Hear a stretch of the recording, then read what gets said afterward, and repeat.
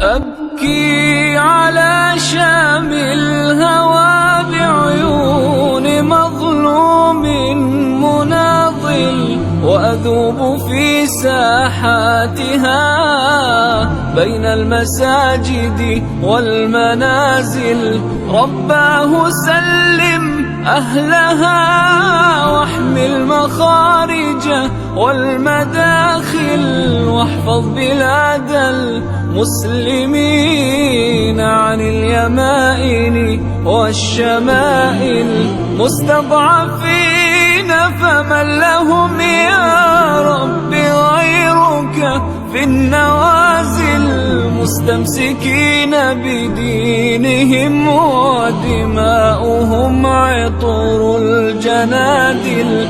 رفعوا من فضل من الله، الله يجزيهم كل خير اللي ساهموا معنا. الحمد لله نحن مستمرين بالعطاء، واهل الخير الحمد لله انه ما قصروا معنا. شو بتحبي توجهي لخالتي؟